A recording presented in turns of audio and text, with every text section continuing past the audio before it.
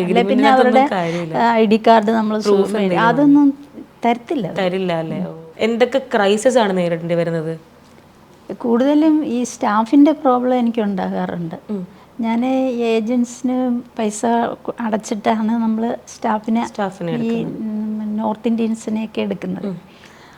സിലിഗുഡിയിൽ നിന്നൊക്കെ ആൾക്കാർ വരുന്നുണ്ടല്ലോ, കൂടുതലും എനിക്ക് അവരുണ്ട്, മലയാളീസിനേക്കാൾ കൂടുതൽ മറ്റവരുണ്ട്.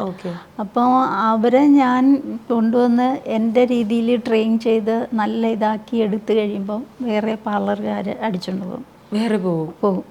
അപ്പോൾ പിന്നെയും ഞാൻ അടുത്ത ആളെ കണ്ടുപിടിച്ച്. എത്ര മാസമൊക്കെ ഇവർക്ക് ഒരു ട്രെയിനിങ് കൊടുക്കുന്നത്? ട്രെയിനിങ് നല്ലോണം കൊടുക്കും.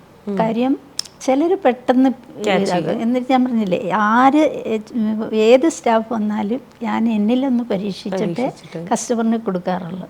അപ്പോൾ എനിക്ക് സാറ്റിസ്ഫൈഡ് അല്ലെങ്കിൽ അവരെ വീണ്ടും വീണ്ടും ഞാൻ പ്രാക്ടീസ് ചെയ്യിപ്പിക്കും. എല്ലാം ട്രെയിനിങ് ചെയ്ത് ബെസ്റ്റ് ആയി കഴിയുമ്പോൾ കൊണ്ടുപോകും. അങ്ങനെ അത് ഭയങ്കര. ഈ അടുത്ത് എനിക്ക് 4 പേര് പോയി.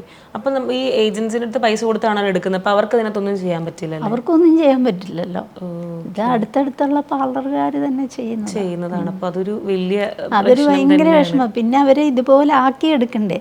ഇപ്പം ഞാനൊരു ഒരു സ്റ്റാഫിനെ ഒന്നും വെക്കാൻ പറ്റില്ല. എഗ്രിമെന്റ്സ് വെക്കണം. അല്ല, ഇവർക്ക് പോകണമെന്ന് പറഞ്ഞാൽ അവർ രാത്രിയിലാണെങ്കിലും ഇറങ്ങി പോയി കളയും. ഒന്നും ചെയ്യാൻ ഒരു എഗ്രിമെന്റിന്റെ